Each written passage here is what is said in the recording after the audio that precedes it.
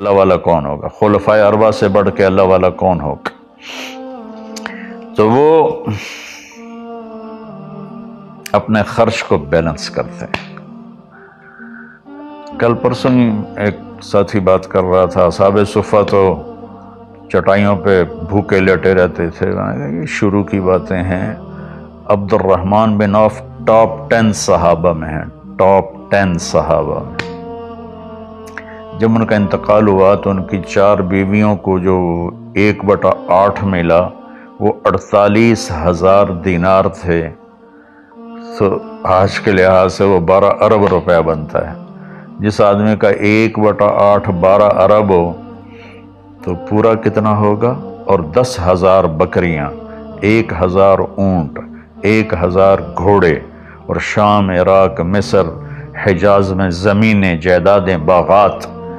یہ تو پھر اللہ والی کوئی نہیں، اور اللہ کا نبی کہہ رہا ہے یہ ابو بکر جنتی، عمر جنتی، عثمان جنتی، علی جنتی، طلحہ جنتی، زبیر جنتی، عبد الرحمن بن عوف جنتی، اور ابو عبیدہ بن جراح جنتی، سعد بن ابو وقاص جنتی، اور سعید بن زید جنتی۔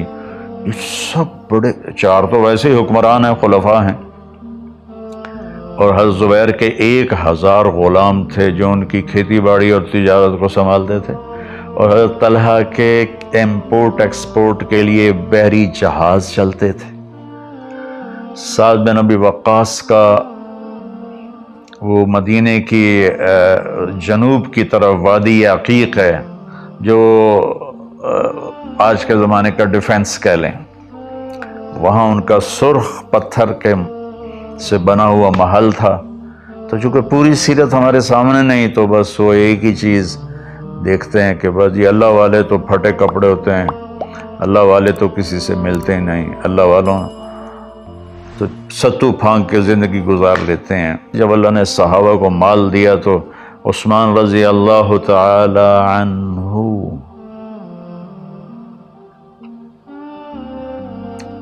کہنے لگے اپنی بیوی نائلہ کے لیے میں نے چادر خریدی ہے 300 دینار میں، 300 دینار میں، جو 7.5 کروڑ روپیہ بنتا ہے، اور کہہ رہے ہیں کہ پتہ نہیں اسے پسند آئے گی کہ نہیں آئے گی۔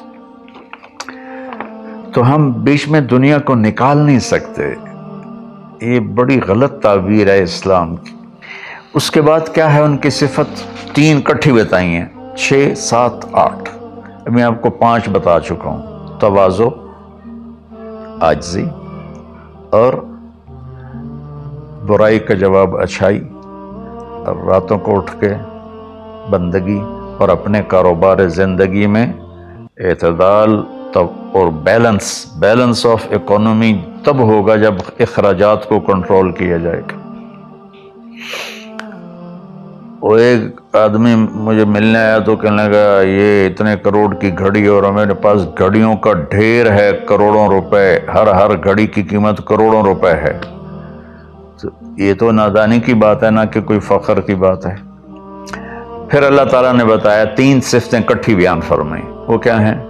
والذین لا يدعون مع اللہ الہا آخر، جو توحید کا جام پیتے ہیں اور اللہ کے سوا کسی کو اس کا شریک نہیں ٹھہراتے۔ دوسرا کیا ہے؟ ولا يقتلون النفس التي حرم اللہ الا بالحق، جو ہمارے علاقے میں اور خاص طور پر جو قتل کی دشمنیاں ہیں، اور اپر پنجاب میں جو قتل کی دشمنیاں ہیں، گجرانوالہ کے ارد گرد، گجرات کے ارد گرد خاندانوں کے خاندان تباہ ہو گئے، اور ایسی سرحد اور بلوچستان کے قبیلوں کے قبیلے تباہ ہو گئے، اور نمازی 5 وقت کے۔ اور میرا اللہ کہتا ہے جو کسی کو قتل نہیں کرتا سوائے حق ہے۔ حق ہے، کوئی زانی پکڑا جاتا ہے اور شادی شدہ ہے اور 4 گواہ اس پہ لگ جاتے ہیں، ہم اس کو قتل کرو۔ اور کوئی جنگ ہے کفر اور اسلام کی، جب اس جنگ میں جب سامنے آئے لڑائی کرنے والا اسے قتل کرو۔ لیکن جیسے آج کل ہمارا ماحول ہے قتل قتل قتل قتل، بھائیو اللہ کہہ رہا ہے جو میرے بندے ہیں نا وہ کسی کو ناجائز قتل نہیں کرتے۔ تیسرا کیا فرمایا؟ ولا یزنون، زنا نہیں کرتے۔ زنا کیسے پھیلتا ہے؟ بے حیائی سے، جو چند دن پہلے میں نے بات کی تھی تو کچھ لوگوں نے برا منایا، باقی تو اکثر نے ایکسیپٹ کیا۔ زنا بے حیائی سے پھیلتا ہے۔ اللہ کہتا ہے قل للمؤمنین یغضوا من ابصارہم ویحفظوا فروجہم، ایمان والوں سے میرے محبوب کہو کہ آنکھیں نیچی رکھیں اور زنا سے اپنے آپ کو محفوظ رکھیں۔ سیم آیت وَقُلْ لِلْمُؤْمِنَاتِ يَغْضُضْنَ مِنْ أَبْصَارِهِنَّ وَيَحْفَظْنَ فُرُوجَهُنَّ، اور ایمان والی عورتوں سے کہہ دو کہ اپنی نظریں نیچی رکھیں اور اپنے آپ کو اس فحاشی اور بدکاری سے بچائیں۔ انسان جذبات کا پتلا ہے، اس کے سامنے جب بے حیائی ہوگی تو وہ یقیناً اس کے غلط جذبات ابھریں گے۔ اس لیے میرے اللہ نے، میرے نبی نے ہمیں ایک پاکیزہ اور حیا والی شریعت عطا فرمائی، اور اللہ کا فضل ہے امت کے اندر کہیں حیا چھپا ہوا ضرور ہے۔ خاص طور پر میں اپنے ان بھائیوں سے کہوں گا جو شادی کرنے کے بعد بھی الگ عورتیں رکھی ہوتی ہیں، اللہ کی قسم میں بڑے دکھ اور شرم کے ساتھ یہ بات کر رہا ہوں، کوئی میں ہٹ نہیں کر رہا ہوں، کہ میرے بھائی جو شادی کر کے بھی اور عورتوں سے تعلق رکھتے ہیں، اور اس سے بھی گری ہوئی بات ہے میری بہنیں جو شادی کے بعد بھی غیر مردوں سے تعلق رکھتی ہیں۔ یہ ہے ہمارے معاشرے میں، اللہ اس سے ہمیں بچائے۔ تو پھر آگے اللہ کہتا ہے اگر تم نے یہ کام کیا وَمَن يَفْعَلْ ذَلِكَ، اگر تم یہ تینوں کام کرو گے، زنا کرو گے، قتل کرو گے، شرک کرو گے، يَلْقَ أَثَامًا، بہت بڑا گناہ ملے گا، يُضَاعَفْ لَهُ الْعَذَابُ يَوْمَ الْقِيَامَةِ، بہت بڑا عذاب ہوگا، وَيَخْلُدْ فِيهِ مُهَانًا، اور ہمیشہ اس میں رہنا پڑے گا۔ لیکن إِلَّا مَن تَابَ، سوائے اس کے جس نے توبہ کر لی، وَآمَنَ، اور ایمان لایا، وَعَمِلَ صَالِحًا، اور اس نے اچھے عمل اختیار کیے۔ اب آگے خوشخبری سننا، اللہ یہ نہیں کہہ رہا اللہ ان کو معاف کر دے گا، اللہ کہہ رہا فَأُولَٰئِكَ يُبَدِّلُ اللَّهُ سَيِّئَاتِهِمْ حَسَنَاتٍ وَكَانَ اللَّهُ غَفُورًا رَحِيمًا۔ اللہ تعالیٰ فرما رہے ہیں کہ ہائے ہائے، اگر تم توبہ کر لو گے نا، ایمان لے آؤ گے، اچھے عمل کرو گے، تو میں صرف تمہیں معاف نہیں کروں گا، تمہاری برائیاں مٹا کے وہاں نیکیاں لکھ دوں گا۔ واہ قربان میرے مولا، کہتے معاف نہیں کروں گا، معاف بھی کروں گا اور تمہارے گناہوں کی جگہ نیکیاں لکھ دوں گا۔ یا اللہ ایسا کیوں کرو گے؟ اس لیے کہ میں غفور الرحیم ہوں۔ تو من تابا وعمل صالحا فإنہ یتوب الی اللہ متابا، آگے اللہ نے بتایا کہ توبہ کرنے والا ہے کون؟ جو توبہ کرنے کے بعد اپنے عمل کو بدلتا ہے، اچھا کرتا ہے، یہ ہے صحیح توبہ کرنے والا۔ لیکن ایک خوشخبری سنا دو، مثلا ایک آدمی کی توبہ کر کے توڑ دیتا ہے۔ چند دن پہلے ایک نوجوان کا فون تھا، روز نے دھاڑے ماری کہ جی توبہ کرتا ہوں، پھر 15 دن بعد ٹوٹ جاتی ہے، پھر توبہ کرتا ہوں، پھر 15 دن بعد ٹوٹ جاتی ہے۔ میں نے کہا توبہ کرتے ہو؟ کہتا جی کرتا ہوں۔ میں نے کہا معاف ہے۔ وہ انسان ہی نہیں جس سے خطا نہ ہو، وہ انسان ہی نہیں جو بھولے نہیں۔ تو میرے اللہ نے توبہ کی کوئی لیمٹ نہیں رکھی، نہ عدد نہ عمر۔ بھائی تو 60 سال کا ہو گیا ہے، تجھے حکومت پاکستان ریٹائر کرتی ہے، ہم بھی تیری توبہ قبول نہیں کریں گے۔ یا بھائی تو 3 دفعہ کر چکا ہے گناہ، اب ہم تیری توبہ قبول نہیں کریں گے۔ اللہ تعالیٰ کہتا ہے لو بلغت الذنوب عنان السماء ثم استغفرتنی غفرت لک ولا ابالی، میرے بندے میں اتنا بڑا رحم کرنے والا ہوں، تم ایک عورت یا ایک مرد اتنے گناہ کرو کہ زمین پہ رکھتے رکھتے رکھتے رکھتے آسمان کی چھت کو لگا دو، پھر ایک دفعہ کہو یا اللہ معاف کر، تو میں ساری معاف کر دوں گا۔ ہمارا اللہ بڑا پیارا اللہ ہے۔ اچھا 9ویں صفت کیا ہے ان کی؟ والذین لا یشہدون الزور واذا مروا باللغو مروا کراما، اس کا ایک ترجمہ تو یہ ہے کہ جہاں گندی محفل ہو اور شرابی کی محفل چل رہی ہے یا کوئی ناچ گانے کی محفل چل رہی ہے یا کہیں کسی کی غیبت ہو رہی ہے، برائی ہو رہی ہے، کسی پہ ظلم ہو رہا ہے، تو وہ اس میں شامل نہیں ہوتے، چپ کر کے دائیں بائیں سے نکل جاتے ہیں۔ دوسرا ترجمہ یہ ہے کہ جو جھوٹی گواہی نہیں دیتے، جو جھوٹی گواہی نہیں دیتے۔ اچھا، اس میں ایک بڑی اور خوبصورت بات ہے، مروا کراما، وَإِذَا مَرُّوا بِاللَّغْوِ مَرُّوا کراما۔ میں دیکھوں گا شراب پی رہے ہیں بچے تو میں کہوں بدبخت، نامراد، ذلیل، کمینے، شرابیں پی رہے ہیں، چرس بیچ رہے ہیں یا چرس پی رہے ہیں، میرا یہ معاملہ ہوگا۔ لیکن مروا کراما، جب وہ کسی غلط محفل کو دیکھتے ہیں تو عزت کے ساتھ گزر جاتے ہیں، یعنی اپنا دامن بھی بچاتے ہیں، اور جو برائی کر رہے ہوتے ہیں ان کو بھی حقیر نہیں سمجھتے۔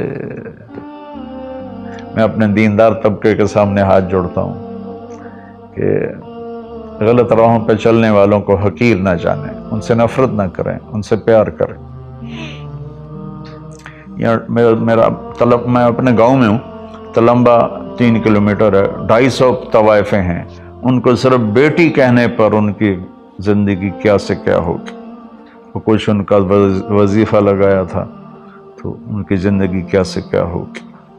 تو بھائی کسی کو حقیر نہ جانو، کسی سے نفرت نہ کرو، چاہے کوئی غیر مسلم ہے چاہے کوئی مسلم ہے، لیکن تمہارے عقائد کے خلاف ہے، یا تمہارا جھگڑا ہے، تمہاری لڑائی ہے، یا وہ زانی ہے، شرابی ہے، جواری ہے، نفرت نہ کرو، نفرت نہ کرو۔ اور 10ویں ہو گئی وَإِذَا مَرُّوا بِاللَّغْوِ مَرُّوا کِرَامًا، کہ وَالَّذِينَ إِذَا ذُكِّرُوا بِآيَاتِ رَبِّهِمْ لَمْ يَخِرُّوا عَلَيْهَا صُمًّا وَعُمْيَانًا، جب ان کے سامنے اللہ کی بات آتی ہے تو سننے سے انکار نہیں کرتے، یعنی آنکھیں بند نہیں کرتے، کان بند نہیں کرتے، کہ جیسے اندھے اور بہرے پر چیز پیش کرو تو اسے پتہ نہیں لگے گا۔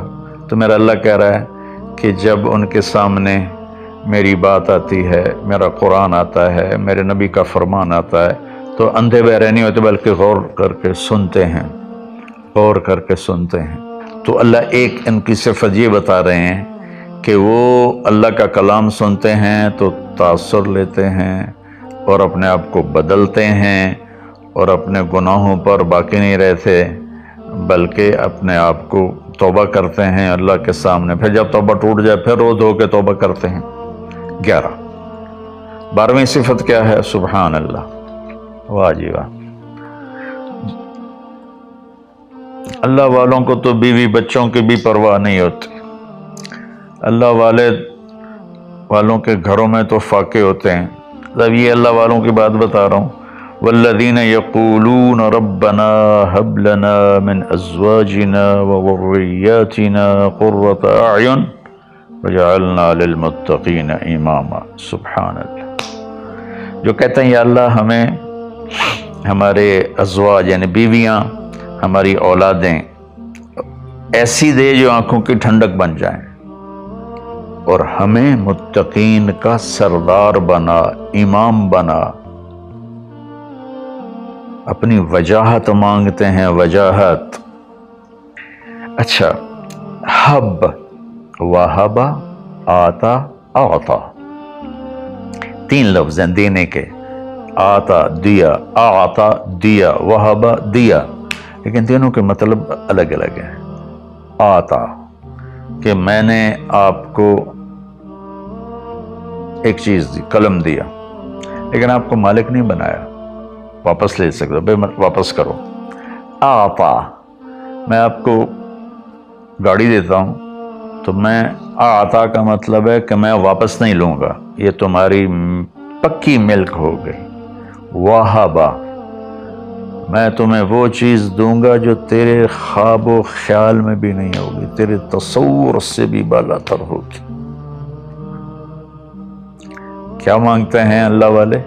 یا اللہ میری بیوی ایسی ہو، اتنی اچھی ہو کہ میرے تصور سے بھی بالا تر ہو، میری اولاد ایسی ہو اتنی نیک ہو، اتنی صلاحیت والے ہوں کہ میرے تصور سے بھی بالاتر ہوں۔ اللہ ہمیں یہ دعا سکھا رہا ہے، یہ نہیں کہا کہ مانگو آتے نہ، کہہ رہا ہے حب لنا، یا اللہ ہمارے گمان سے بھی اوپر کر کے بیوی اور بچے دے، اور ہمیں دنیا میں وجاہت دے، عزت دے۔ اس کا مانگنا انسانی حقوق میں شامل ہے۔ ہاں ایسی وجاہت اور ایسی شہرت جس کے پیچھے شیطانی کام ہو وہ حرام ہے، ورنہ عزت نفس تو ہر انسان کو پیاری ہے۔ اور پھر اللہ تعالیٰ کہتا ہے قرۃ اعین، آنکھیں ٹھنڈی ہو جائیں۔ اس سے بڑی تعبیر پورے کلام عرب میں نہیں ہے اندر کی خوشی کی، آنکھیں ٹھنڈی ہو جانا۔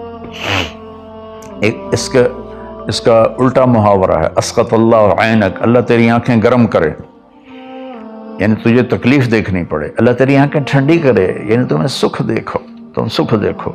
اور پھر آگے اللہ تعالیٰ کیا کہتا ہے اولئک یجزون الغرفۃ بما صبروا، یہ ہیں وہ جن کو صبر کے بدلے جنت کے بڑے گھر ملیں گے۔